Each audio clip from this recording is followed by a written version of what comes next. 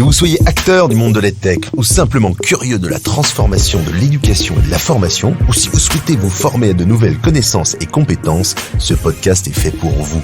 Nous allons continuer à vous éclairer sur ce monde en perpétuelle ébullition. Je suis Rémi Chal, directeur général d'EdTech France, l'association des entrepreneurs qui mettent la technologie et l'innovation au service de l'éducation et de la formation. La crise sanitaire et le confinement ont montré tout l'intérêt d'un enseignement à distance, qu'on appelle parfois le e-learning, qui permet à des apprenants de se former tout en restant chez eux. Tout le monde s'y est donc converti en un temps record, de l'éducation nationale, avec le dispositif Ma classe à la maison, aux universités et organismes de formation. Mais on a bien vu que ça ne marchait pas toujours comme on le voulait, sans doute parce que l'enseignement à distance, ce n'est pas simplement mettre une webcam entre un prof et des élèves. Pour comprendre ce que doit être un enseignement à distance qui marche, j'ai la chance d'avoir aujourd'hui à mon micro le spécialiste mondial, Eric Petko, CEO de Skill & You. Ça te fait rire, Eric? Ah bah oui, tout à fait. Bonjour Rémi. Bon alors, spécialiste, peut-être pas mondial, voilà. Mais spécialiste. Spécialiste, ça suffira largement. Bon, alors tu es CEO de Skill & You. Eric, Oui. si je dis que Skill & You, c'est le leader français de l'enseignement à distance, est-ce que j'ai raison? Est-ce que j'ai bon? Alors oui, modestement, oui, tu as bon, mais bon, on existe depuis assez longtemps, donc ça nous aide tout de même. Mais oui, on est le leader incontesté de ce marché qui est en train d'exploser, et j'espère que bon nombre de nos confrères et concurrents vont avoir la même croissance que nous, parce que on va revenir sur le sujet. On est en plein au milieu du dispositif.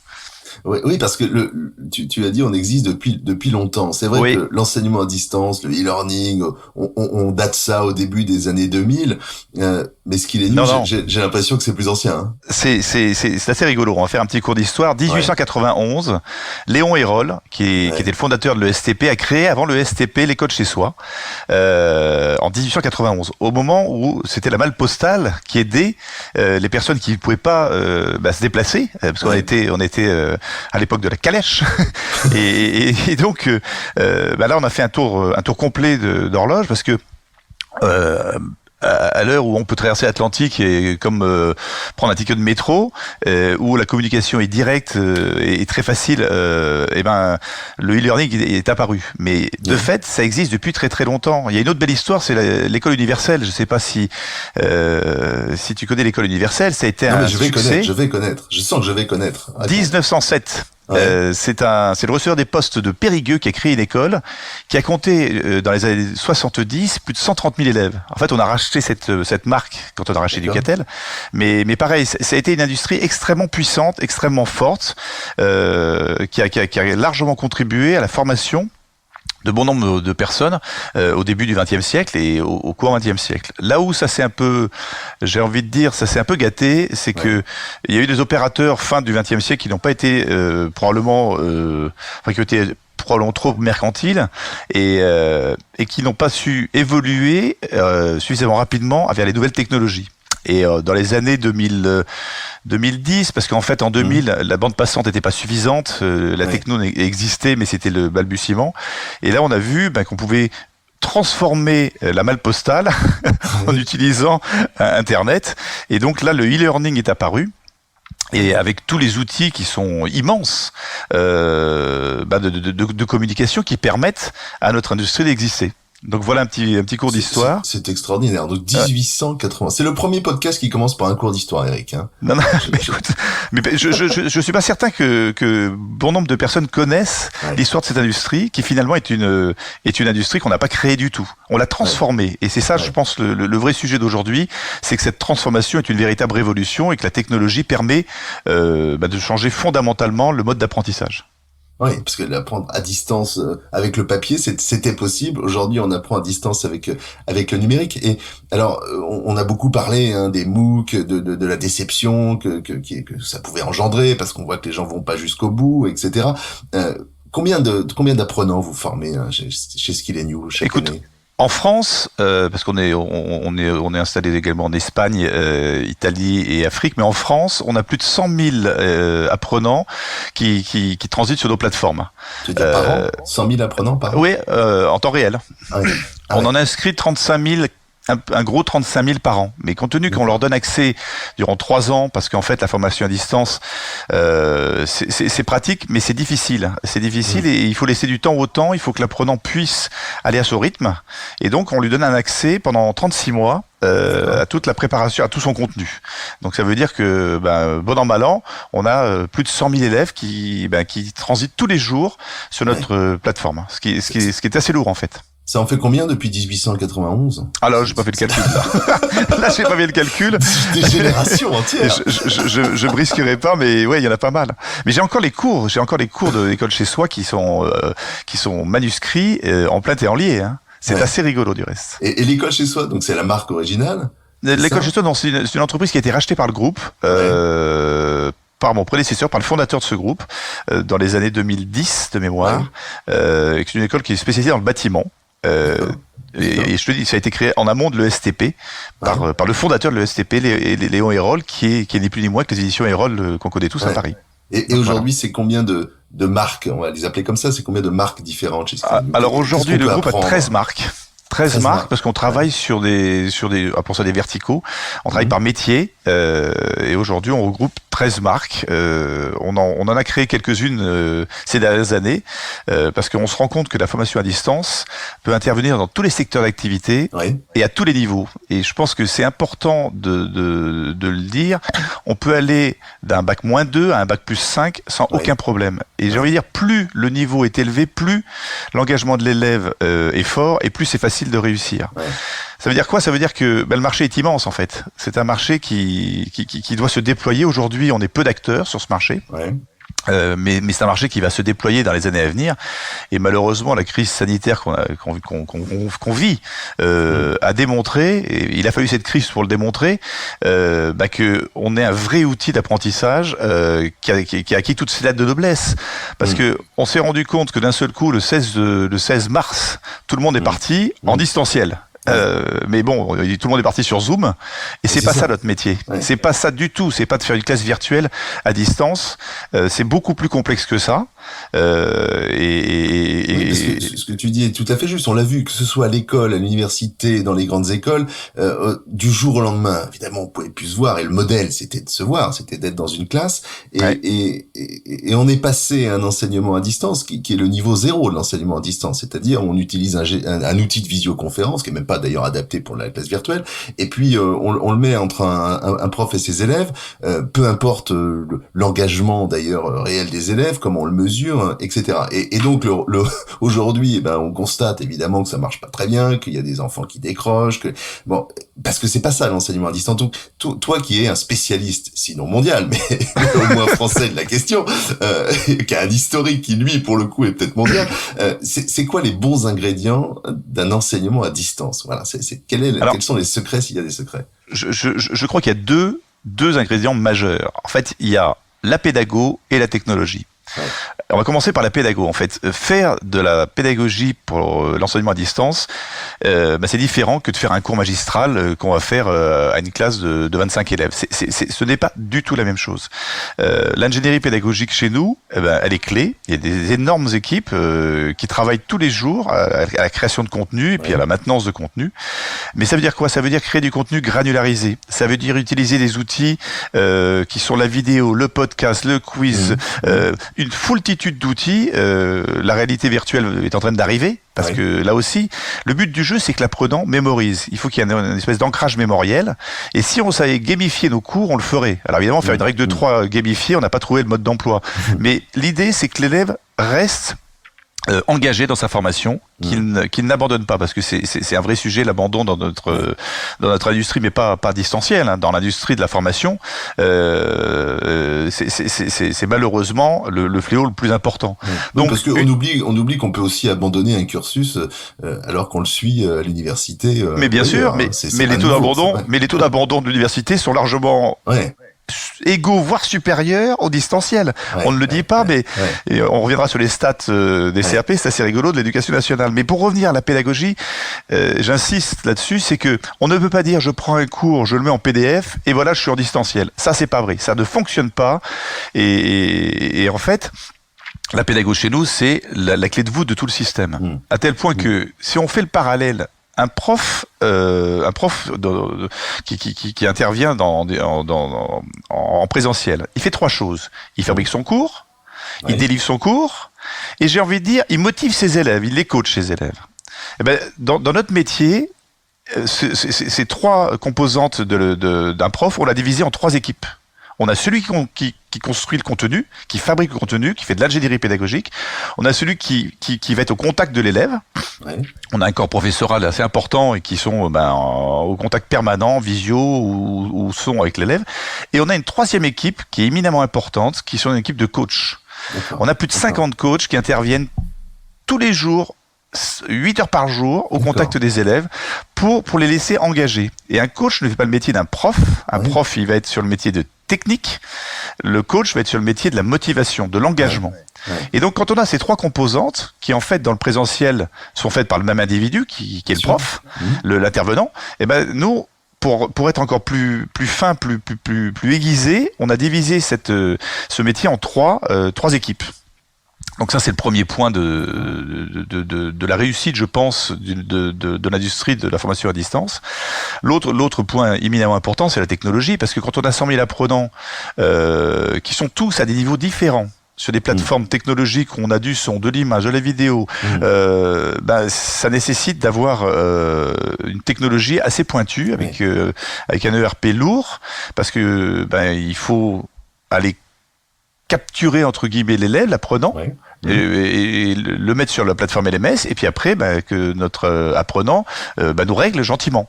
Donc tout ça nécessite une technologie qui n'est pas aussi simple que ça, avec un LMS qui n'est pas si facile que ça, parce que on voit aujourd'hui sur le marché se développer plein d'outils, mais ce sont des outils assez compliqués en définitive.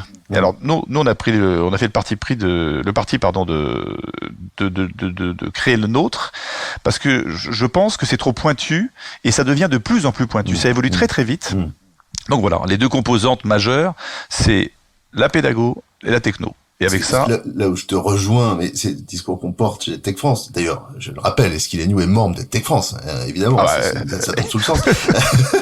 Mais la pédagogie avant la technologie. On dit parfois que dans EdTech, Ed comes before Tech. Je ne te ferai pas l'affront de traduire en français, mais c'est d'abord une question pédagogique et ensuite la technologie vient en soutien et permet des choses que sans la technologie on ne pourrait pas. Mais j'ignorais c'est très intéressant là, ces trois métiers.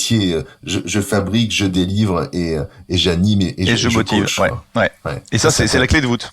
Ça, c'est parfois le rôle qui est à l'école et celui des parents. Donc, absolument. Dire que dans l'initial, on se substitue aux parents, absolument. Mais compte tenu qu'on fait pas que de l'initial, loin de là, puisqu'on fait beaucoup de formation professionnelle, il faut absolument garder un apprenant engagé, parce que la motivation, c'est très personnel. Et il y en a qui fonctionnent tout seuls, mais il y en a qui ont besoin d'être aidés, qui ont besoin d'être encouragés, qui ont besoin d'être remis dans le droit chemin. Combien de coachs On a plus de 50. Plus de 50 coachs. Ouais, c'est une grosse équipe. C'est une équipe je pense que dans les années à venir, on va la doubler en fait, parce que plus on voit que on suit nos élèves de près, plus on les suit de près, plus ils réussissent. Et l'engagement de l'entreprise, qu'on le veuille ou non, on est un groupe de formation, mais la mission de l'entreprise, c'est que nos élèves réussissent. Et qu'ils réussissent en changeant de métier, qu'ils réussissent en rentrant dans la vie professionnelle, mais le fondement même de notre industrie, et c'est pour ça que fin du XXe siècle, on s'est un peu perdu dans cette industrie parce que ça n'a pas été nécessairement le but, mais moi en l'occurrence c'est le mien, c'est que et je viens du métier du recrutement où j'ai passé j'ai usé quelques fonds de culotte, et je pense qu'on est l'antichambre de l'emploi en fait. Et quand on prend ça comme paradigme, on se dit il faut absolument que nos élèves arrivent jusqu'au bout et qui réussissent.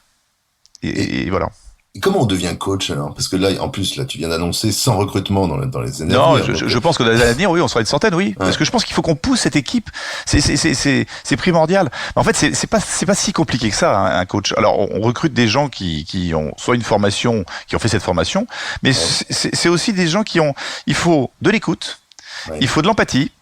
Il faut être dans l'univers de l'éducation, parce que forcément on se retrouve dans cet univers, mais avec ça on y arrive très très bien. On a des très très beaux exemples, soit de personnes qui sont très très jeunes qui coachent, soit de personnes qui sont beaucoup plus âgées mais qui ont ce talent. Je pense que tout le monde peut être coach dès lors qu'il a de l'écoute et de l'empathie. Hein. Parce qu'il n'y a pas de technicité au sens je connais pas la règle de 3, inverse et composé. J'ai pas besoin de savoir ça. J'ai besoin de suivre l'élève. Par définition, le coach n'intervient pas sur les matières, sur les contenus. Il n'intervient que sur la motivation, quoi. Absolument. Et il renvoie l'élève auprès de son prof. Tu as planté ton devoir, tu rappelles ton prof, je vois le rendez-vous, je veux le compte rendu. Et en fait, il engage l'élève. C'est du suivi. C'est un métier assez rigolo qu'on a créé, en fait. Et oui, parce que c'est un métier que je ne connaissais pas. Alors tu sais, parfois il y a beaucoup de fantasmes. On dit dans 10 ans, il y a X% des métiers qui n'existent pas encore. Voilà un métier qui existe déjà, mais qu'on connaît assez peu finalement, et qui probablement sera amené à se développer, quoi. Mais dans d'autres industries, je pense que aucune structure ne pourra réussir si elle n'engage pas ses élèves et si elle les coache pas. Parce que on a le syndrome de la salle de gym, de la salle de sport. Je m'inscris parce que je veux perdre des kilos et puis au bout de 3 fois, j'y vais plus. Quelque part, je vais pas envie de dire qu'on se compare pas à ces industries, mais l'être humain est ainsi fait, on peut abandonner assez facilement parce qu'un coup de blues et hop, je passe à autre chose. À la différence que ton modèle économique, c'est pas l'abandon des apprenants, c'est exactement le contraire. C'est la réussite. Alors que pour les salles de sport, on parie que tout le monde ne viendra pas, quoi. Non, mais c'est la réussite et je remonte là maintenant au calendrier en 2013, quand je suis arrivé dans ce groupe qui était pas dans une forme olympique, j'ai voulu remettre le momentum où il devait être sur la structure interne. Et on a créé Diplômé remboursé, qui a été très très vite repris par nos excellents confrères. Diplômé remboursé. Mais qui a été repris, mais en quelques semaines, par nos excellents confrères et concurrents. Mais en fait, moi, je l'avais pas fait pour une approche marketing au premier lieu. Au premier lieu, je l'ai fait pour de l'interne. J'ai voulu saisir les équipes en interne et leur dire, écoutez, c'est quoi notre mission? C'est quoi la valeur de l'entreprise? On est quoi? On est un groupe de formation. Donc, notre mission, c'est que nos apprenants réussissent. Point. Donc si ils réussissent pas leur diplôme, on n'existera plus et Chavognos et puis voilà. Donc voilà pourquoi on a fait ça et c'est vrai que c'est quelque chose qui est ancré. Ça marche toujours, ça, c'est toujours. Oui, mais finalement on en rembourse très peu, mais très peu parce qu'en fait quelqu'un qui n'abandonne pas réussit. Et donc tout le travail qu'on fait aujourd'hui, c'est l'abandon. Et réussir, ça veut dire quoi? Il réussit sur l'examen. Ouais. Parce que vous préparez à des examens nationaux. On prépare un examen. Ouais. Quand on inscrit un apprenant, et là aussi, enfin c'est un autre sujet, mais comment on amène un apprenant à réussir? Il y a la techno, il y a la pédagogie, et puis il y a aussi un point qu'il ne faut pas oublier, c'est entre guillemets la sélection. Inscrire n'importe quelle personne sous prétexte qu'on va réaliser un chiffre d'affaires, ça n'a aucun sens.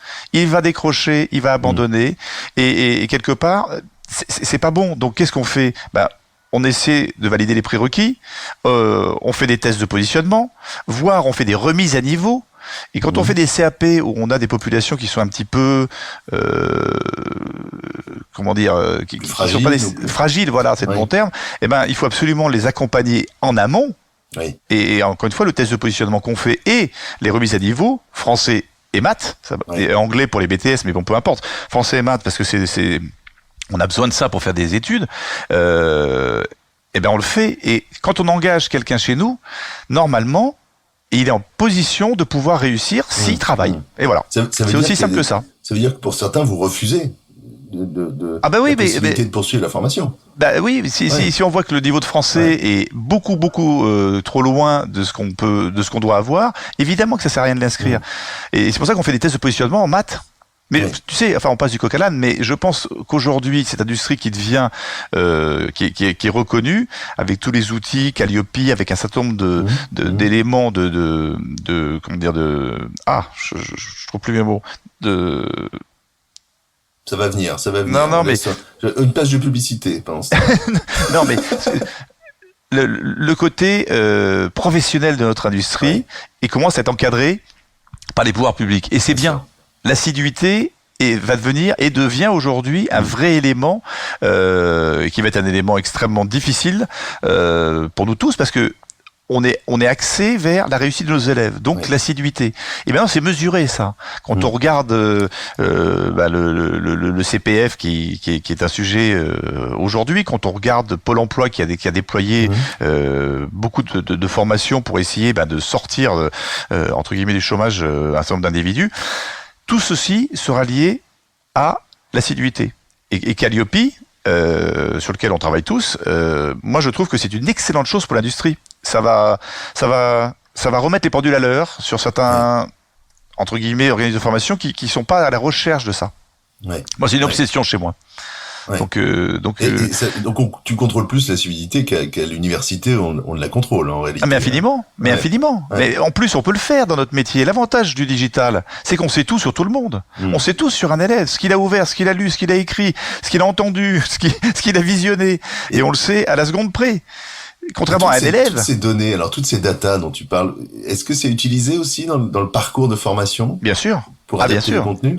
Ah, bien sûr. Mais bien sûr, parce que ça nous permet, effectivement, de les construire avec plus de pertinence, mais deux, aussi, de suivre l'élève, et quand il commence à décrocher, de s'en rendre compte très très vite. Contrairement au présentiel, où l'élève qui se met au fond de la classe, près du radiateur, il est en cours, mais à la fin, il a rien appris. L'avantage du digital et l'avantage de notre industrie, c'est qu'on sait tout sur tout le monde. Donc on peut absolument intervenir, j'ai envie de dire presque en temps réel, pour essayer de relancer la machine. J'ai pas dit qu'on y arrive à chaque fois, loin de là, parce que c'est pas si simple que ça, tout ça. Mais ça fait partie de notre ADN, en tous les cas chez Skill & You, définitivement. Et tant que je serai là, ça se passera comme ça. C'est hyper intéressant parce que ça fait tomber sans doute plein d'idées reçues. C'est-à-dire que quand on pense enseignement à distance, on se dit on est un anonyme, et en réalité, quand on t'écoute, avec l'enseignant, avec le coach, avec le suivi individuel, etc., on se rend compte que l'apprenant, il est finalement plus entouré, plus encadré que s'il était dans une salle de classe, quoi. Ah, mais je le 30 ou au milieu de 200 élèves, quoi. Ah je le crois profondément. Ouais. Je le crois profondément. Si on fait bien notre métier, on est infiniment plus pertinent dans la formation à distance que dans la formation présentielle. Ouais. On a tous eu des profs qui étaient des profs exceptionnels dont on se rappelle, et on a tous eu des profs qui étaient des vrais brels, et on n'a rien appris. Ouais. Et dans la formation à distance, on le voit tout de suite, parce qu'on voit ce qui se passe sur l'élève, on voit les résultats de ses examens, on voit comment il réagit. Et c'est vrai que on est dans le domaine des bases de données aujourd'hui. On gère une information qui est gigantesque, mais merci Amazon, parce que cette industrie a besoin de cette capacité de stockage pour pouvoir travailler intelligemment. Ouais. Et on a parlé un peu des métiers auxquels... On part dans tous les sens. Oui, c'est pas grave, mais c'est l'intérêt de ces podcasts, c'est que justement on part dans tous les sens. Mais on revient toujours à d'autres sujets.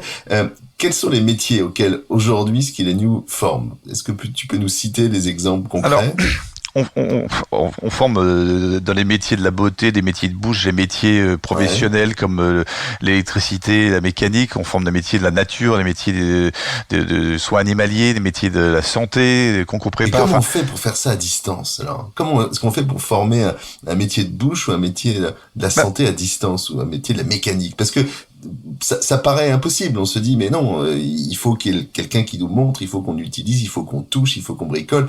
Comment est-ce que c'est possible à distance? Alors, on va prendre un petit exemple. Si demain matin tu te dis, j'ai envie de faire des macarons. Tu vas aller sur Marmiton, 750 grammes, peu importe. Ouais. Tu vas prendre la recette de Marmiton, tu vas voir la vidéo, tu vas faire la recette du macaron, et tu vas faire ton macaron. Évidemment, il sera peut-être moins bon que celui de Pierre Hermé, mais tu vas y arriver. Ouais. Et notre métier, c'est la même chose. C'est rigoureusement la même chose. On corrige des devoirs aujourd'hui qui sont des vidéos. Ouais. Ni plus ni moins. Ouais. Donc, tous ces outils liés aux nouvelles technologies, dès qu'on les utilise à fond, on peut apprendre plein de choses. Et quand je prends l'histoire du macaron, je pense que ça synthétise bien ce qu'on fait. Nous, on le fait en 500 heures ou 1000 heures. Le macaron, c'est en 1 heure, mais c'est la même chose. Donc voilà, on peut tout apprendre à distanciel. Et du reste, on voit bien que dans notre vie personnelle, aujourd'hui, Monsieur Google, entre autres, nous aide à apprendre. Parce que dès qu'on a une information à aller chercher, pof, on le tape sur Google et on apprend quelque chose. C'est la même chose. Si ce n'est que c'est un peu plus sophistiqué dans notre industrie. Et c'est plus lourd parce que, encore une fois, cet ancrage mémoriel pour arriver à délivrer un contenu le jour d'un examen, il faut l'avoir. Mais c'est juste la même logique de départ.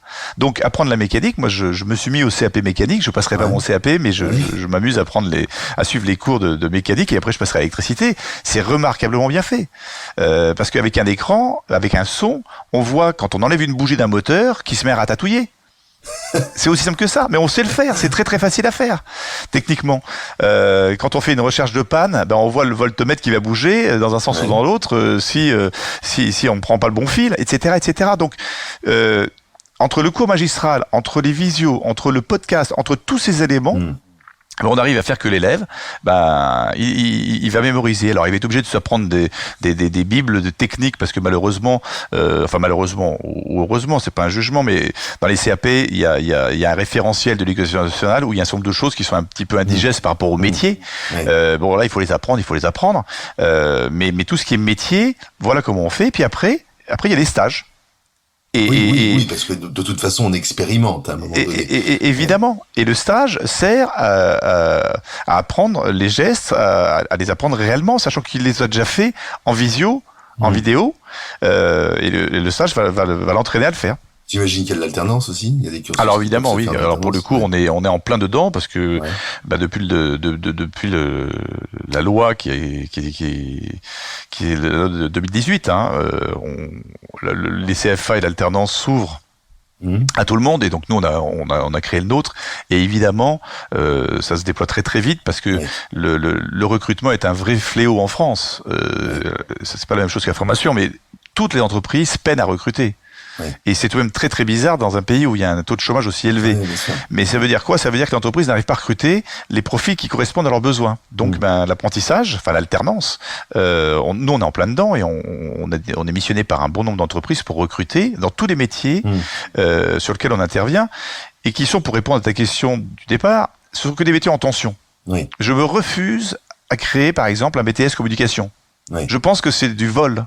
Je pense que c'est malhonnête de dire à un jeune qui veut faire un BTS communication, tu trouves un job. C'est l'antichambre du chômage. Autant qu'il s'inscrive directement chez Pôle emploi. Par contre, tu vas faire un CAP électricien, pour reprendre... tu vas sur Indeed, tu vas regarder le nombre d'offres d'emploi qu'il y a et t'as un job. Et je veux pas paraphraser Macron, mais tu traverses la rue, t'as des jobs dans les métiers en tension aujourd'hui. Et donc à la fin de l'histoire, on intervient dans tous ces métiers en tension. Alors on en traite très très peu. Je crois qu'on a 250 formations aujourd'hui, un peu moins de 250 formations. Mais il y en a des milliers. Il y en a des milliers. Dans les cartons là, il y a des projets de nouvelles formations. Oui. Tous les ans, on sort plusieurs formations. Ça fait 5 ans que on se force, parce qu'effectivement, ça bouscule un peu les équipes. Mais oui, bien sûr. On est obligé. On se contraint à le faire, mais je pense que, compte tenu que cette industrie a démontré que on peut former encore une fois du bac-2 au bac+5.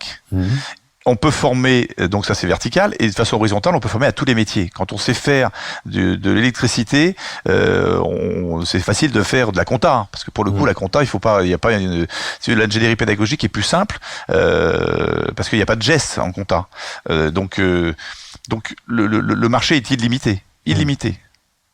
Question personnelle, CAP horlogerie, vous le faites ou pas? Alors, pas encore, mais j'aimerais bien. Mais je dis question personnelle parce que j'aimerais bien aussi le faire. Voilà. Mais alors, on le fera jamais. Je vais te dire pourquoi, parce que c'est un métier qui n'est pas en tension.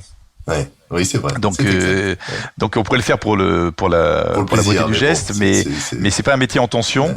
Par contre, il y a des métiers en tension, ils sont faciles à trouver. Encore une fois, il suffit de regarder les offres d'emploi. Mais ça, je trouve ça courageux, le mot peut-être pas le bon, mais j'ai été directeur d'école auparavant dans une autre vie, et c'est vrai que quand on crée un programme, on se pose la question de savoir pour qui on le crée. Est-ce qu'on le crée pour le marché du travail, ce qui a priori devrait être le cas, avec le risque qu'ils ne séduisent pas les jeunes, ou est-ce qu'on le crée pour répondre aux envies des jeunes, qui parfois ne correspondent pas à la réalité du marché du travail. Donc c'est un équilibre qui est pas toujours facile à trouver, et je trouve ça très très honnête. Et puis c'est une vision à long terme qui est nécessairement vertueuse de dire, moi je crée des formations là où il y a de l'emploi, parce que sinon ça sert à rien. Voilà. Ah oui, mais ça c'est extrêmement important pour nous, enfin pour moi en l'occurrence. On a la chance de faire un très très beau métier quelque part. On a un produit, on vend un très très beau produit. Donc et puis qui peut modestement contribuer à ce que l'économie de notre pays se maintienne. Donc il faut y aller, et il y a suffisamment de formations qui sont pénuriques aujourd'hui. Moi je pense que cette notion de CFA va être bien. Moi j'ai vu une énorme entreprise industrielle récemment qui me disait, je voudrais créer un BTS pour moi. Je dis bon, ça se passe pas comme ça. Et à tel point qu'il ne trouvait pas dans les BTS le bon. C'est à dire qu'il y a tout de même, alors qu'ils recrutent mais des milliers de personnes. Donc, alors on va créer quelque chose ensemble, mais le sujet c'est que il n'y a pas nécessairement adéquation entre la formation et les demandes des entreprises. Les choses évoluent très très vite dans le domaine économique, et la formation, c'est plus long. Donc nous, on essaie de caler les deux, et pour reprendre ce que tu viens de dire, c'est de dire, il faut qu'on ait de l'appétence de gens, de jeunes ou de plus vieux qui veuillent faire ce métier, et des entreprises qui recrutent dans ces métiers. Est-ce que ça veut dire aussi que le diplôme demain aura moins d'importance, qu'on va moins être recruté pour un diplôme qui correspond pas nécessairement aux compétences dont on a besoin que pour des compétences qu'on a acquises? Ah, écoute, c'est culturel le diplôme en France. Hein. Ouais. Moi, je serais pour effectivement qu'on achète des compétences plutôt que des diplômes. Du reste, chez nous, on recrute. Moi, le diplôme m'intéresse peu. Je recrute du savoir-faire, des talents, des compétences. Mais je pense que malheureusement en France, le diplôme est extrêmement. Oui, et puis ça rassure les jeunes. Alors surtout sur les métiers, j'ai envie de dire, tout ce qui est CAP, ça met un curseur, ça permet à une entreprise d'avoir un niveau. Donc je pense que ça va rester important, le diplôme. Et quand je t'écoute, je me rends compte que les apprenants ont tous les âges. J'imagine qu'il y a des très jeunes et des gens beaucoup plus âgés qui sont dans des logiques de reconversion, peut-être. Donc n'importe qui peut suivre les cours. Absolument. On va de 16 ans, un jeune qui veut faire un CAP, jusqu'à quelqu'un en reconversion. On a un panel énorme au niveau de l'âge. On a plus d'élèves féminins que masculins. Ça, c'est rigolo, du reste. Ah oui, ça, c'est lié aux formations, notamment médicales, paramédicales, la beauté, etc. Non, c'est global. Hein. C'est global. On suit des stats très très précis, c'est global. Je pense que les femmes sont moins réticentes à la formation à distance. Mais l'âge, oui, on a tous les âges. Et pour un jeune, parce que je vous ai pas sur Parcoursup, là. Alors là, c'est encore un coq à l'âne, mais j'y pense, là, parce que c'était la période. Non, mais ça me fait mal. Ça me fait mal parce que je trouve que, la réponse, je ne sais pas pourquoi. Et Dieu sait si j'essaie. Quand je vois qu'il y a plus de 9000 jeunes aujourd'hui qui n'ont pas d'attribution, je me dis, c'est tout de même assez stupéfiant qu'on n'ouvre pas la formation à distance. Le CNED, soit dit en passant, est sur Parcoursup, ce qui me plonge dans un abîme de perplexité, je veux dire. Qui signifie quand même Centre National d'Éducation à Distance. Enfin, on est en plein dedans. Hein. Oui, justement, mais le CNED lié, et Skill and News, tu dis, nous, notre profession n'est pas sur Parcoursup. Et c'est une hérésie, en fait, parce que c'est une hérésie à deux titres. D'abord, parce qu'il y a de la place, parce que nous, c'est illimité, notre école est illimitée, nos écoles sont illimitées, mais également par rapport au prix. Parce que on parle de la formation à distance comme étant un outil. Mais c'est aussi un outil qui, économiquement, est beaucoup, beaucoup moins cher que la formation en présentiel. Mais ça coûte alors se former chez toi? Grosso modo, je dis une formation va tourner entre 2 et 3 000 euros sur des CAP, BTS. Je vais comparer avec une très, très belle école qui s'appelle Ferrandi. Ferrandi, 8 mois de formation, 9 870 euros. 9 870 euros. L'école des pros, chez nous, chez Skill and You, 2000 euros pour le même CAP, pour 3 ans de contenu et de prestations pédagogiques, professeurs compris. Alors évidemment, je dis pas que l'élève de Ferrandi ne sera pas mieux formé, il aura un geste qui sera probablement mieux travaillé. C'est vrai, et puis quand il sortira, il aura une image, on a fait Ferrandi, mais à la fin de l'histoire, c'est même le même CAP avec la même Maria au même endroit, hein, c'est le même diplôme. Et là, je dis, on donne pas la même chance à tout le monde. Parce que 9 000 euros, tous les parents ne peuvent pas payer 10 000 balles un CAP. Et je dis, 2 000 euros pour 36 mois, quand on le divise, ça fait pas si cher que ça par mois. Et le coût d'un élève dans un lycée public, par exemple, ça plus, hein. Oui, grosso modo. Non, mais grosso modo, il y a un rapport de 1 à 5, c'est ça. Et sans compter les frais liés. Là, on est sur la formation initiale, mais les frais liés à déplacer un jeune, l'installer dans une autre ville, parce que le BTS diététique ne se trouve pas à Romorantin-les-Bains, donc il faut le mettre dans une plus grande ville, donc il faut le loger, il faut qu'il nourrisse, etc., etc. Donc tout ça mis bout à bout, je trouve que la formation est pas très très démocratique. Enfin, la démocratisation de la formation, la distance, le distanciel permet ça. Et je trouve que c'est très très bien parce que ça donne une chance à tout le monde en fait.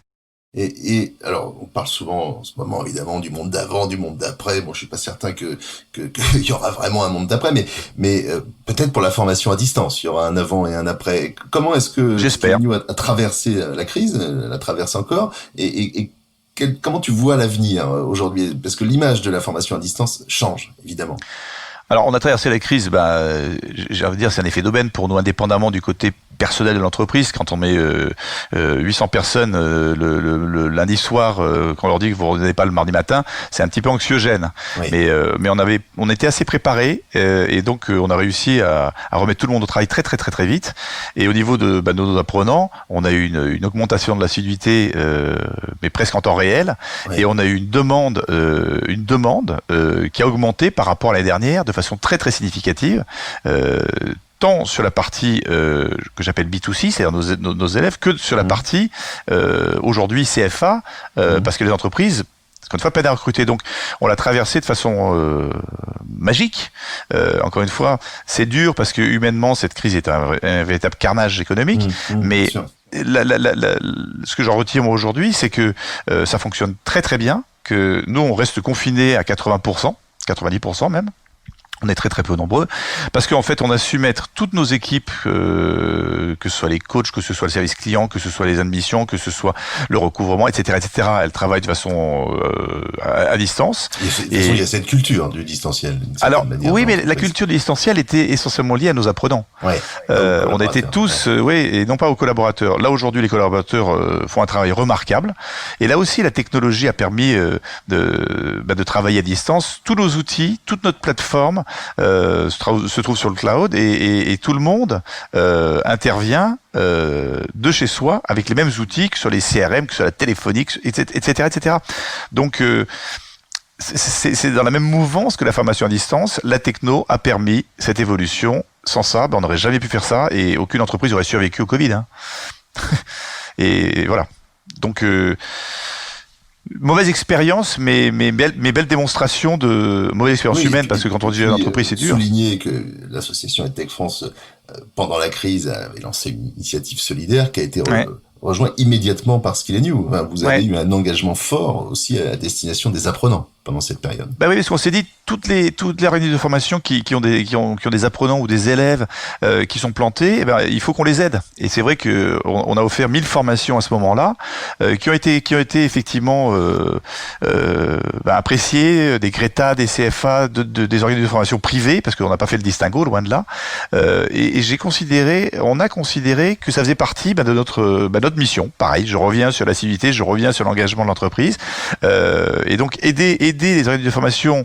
C'était pas aider nos concurrents qui m'intéressait le plus, pour être tout à fait franc, c'était aider les apprenants, c'était aider les élèves. Et en tant que père de famille, j'ai eu des enfants qui ont fait des études comme tout le monde. On se dit mais c'est dur de voir un jeune qui peut plus apprendre, et donc on a donné accès à nos contenus. À ces écoles, et ça a plutôt bien fonctionné. Alors évidemment, ça a été très perturbant pour eux, parce que ils n'étaient pas du tout adaptés à ce mode pédagogique en fait. Mais ils ont pu rester à flot, continuer, s'ils le souhaitaient, à pouvoir avancer dans leur cursus. Encore une fois, un CAP, c'est en phase, et voilà, ou un BTS. Et je suis ravi de cette expérience qu'on a eue, parce que quelque part, on s'est senti un peu utile. Mais c'est ça. Mais moi, quand je t'écoute, j'ai l'impression qu'il y a une vraie mission de service public quasiment qui est assurée par une entreprise comme Skill & You, comme tu dis, il y en a quelques autres. Hein. Ouais. Mais voilà. Et puis, ce qui me touche, encore une fois, c'est les valeurs que tu portes, hein, et qui le montrent bien que c'est pas impossible à la fois d'avoir des valeurs et en même temps de réussir, hein, d'avoir une entreprise qui se porte bien et qui moi je le crois. Sans ça, il faut changer de métier et puis aller vendre des frites. Hein. Donc non, non, mais bon, j'ai rien contre le vendeur de frites, mais vendre des frites avec des valeurs, mince. Bon. Oui, mais non, mais je veux dire pas là. On a l'industrie dans laquelle on est une vraie industrie qui a beaucoup de sens au niveau de l'économie, je pense. Un pays éduqué est un pays riche, hein. Et donc aujourd'hui, moi je suis tombé là-dedans par le plus vieux des hasards, parce que je viens pas du tout de l'univers de la formation. J'ai fait plein d'autres choses dans ma vie avant de rejoindre le groupe, mais je pense que cette industrie est immense, et qu'il y a beaucoup de choses à faire, et que quelque part le chômage c'est pas une fatalité, et il y a pas mal d'outils, il y a pas mal de choses qu'on peut mettre en œuvre pour essayer de le combattre, et on en fait très très modestement. Notre industrie, nos confrères en font encore une fois très modestement partie, parce que j'aime à penser que le type qui a un CAP cuisinier aujourd'hui, encore une fois, s'il veut bosser, il pourra bosser. C'est pas un sujet. Donc voilà. Bon, mais je crois que c'est une belle conclusion et je voudrais quand même le dire, hein, c'est que on regrette parfois, on cherche des champions, on cherche des champions français, etc. Ben, je viens de passer quand même 40 minutes avec un champion. Voilà. Oh, c'est gentil. Et c'est vrai, par ailleurs, au sein d'EdTech France, qui compte aujourd'hui près de 300 membres, si on devait retenir un champion, ce serait probablement Skill & You avec ses 100 000 apprenants par an. 100 000 apprenants par an. Franchement, c'est un chiffre quand même qui est extrêmement fort et extrêmement marquant, quoi. Écoute, nous, on est ravis de faire partie d'EdTech en tous les cas, parce que c'est une belle. Je pense que ce que tu as créé, c'est un bel outil pour nous tous en fait, parce que c'est un univers qui est gigantesque et encore une fois qui est, à mon sens, au balbutiement. On est au début d'une très grande aventure. Ouais. Voilà. Ouais. Et qui, évidemment, voilà, dans le monde d'après, si tant est qu'il existe, va trouver une place très particulière. Alors, c'est certain, oui. Et Eric, je te remercie vraiment d'avoir passé ce temps avec moi, surtout là, au mois de juillet. En plus, là, on est en visio, hein, parce qu'on fait tout à distance. Je peux le dire, tu es au bord de ta piscine, en maillot de bain. Non. J'aimerais bien, oui. Non, alors je dis pour tous ceux qui nous écoutent, il est dans un bureau avec une chemise blanche. Alors là, bravo, je sais pas s'il est en short, mais ça m'étonnerait. Je peux vous dire que chez Skill & You, ça bosse, ça ne s'arrête pas. Et ce qui est terrible avec l'enseignement à distance, c'est que il n'y a pas les mêmes cycles que dans l'enseignement classique. C'est-à-dire que la rentrée, c'est tous les jours, quoi. Absolument. Ouais. Absolument. C'est la magie aussi de notre métier, ça. Ouais, il y a des gens qui rentrent tous les jours, il y a des gens qui sont diplômés aussi presque tous les jours, quoi. Bravo. En tout cas, c'est un beau métier que tu fais. Je suis très heureux de compter Skill & You et parmi nos membres, parce que voilà, on se connaissait un peu, mais j'en ai encore un peu découvert ce matin. Et c'est tout l'intérêt de ces podcasts où on peut passer du temps. Bon, bah écoute, rendez-vous à la rentrée, en vrai, hein, je repasserai vous voir là. Alors, voilà. Et bah voilà, merci à tous ceux qui nous ont écoutés. Merci à toi, Eric, et à toutes tes équipes avec qui j'étais en contact aussi pour préparer cette émission. Merci à tous nos auditeurs. Je vous souhaite de belles vacances. Voilà, écoutez-nous, profitez de ce temps sur la plage ou ailleurs pour écouter les podcasts. Il y a presque 18 heures d'écoute, donc on peut vraiment tout connaître du numérique éducatif. Voilà, c'est un outil d'apprentissage aussi, le podcast. Tu l'as dit, Eric, et c'est ce que modestement on essaie de faire également. Et puis surtout, une fois que vous avez écouté le podcast, hein, quelle que soit la plateforme, vous mettez une note, et s'il vous plaît, vous mettez une bonne note. Voilà, ça c'est important de nous mettre des bonnes notes et de nous recommander. Bien, et ben écoutez, mais ce numéro 34, je crois, s'achève maintenant. Je vous donne rendez-vous pour le numéro 35. Je ne sais pas encore qui sera mon invité, mais j'imagine que ce sera aussi passionnant qu'avec notre invité du jour, Eric Petko, CEO de Skill & You. À très bientôt. Ciao. Que vous soyez acteur du monde de l'EdTech ou simplement curieux de la transformation de l'éducation et de la formation, ou si vous souhaitez vous former à de nouvelles connaissances et compétences, ce podcast est fait pour vous. Nous allons continuer à vous éclairer sur ce monde en perpétuelle ébullition. Si vous voulez nous suivre et nous soutenir, n'hésitez pas à vous abonner à ce podcast sur l'ensemble des plateformes d'écoute. N'hésitez pas à le noter et à en parler autour de vous. Vous pouvez nous retrouver sur nos réseaux sociaux ou sur notre site internet. Merci à Maxime Maton pour la production de ce podcast.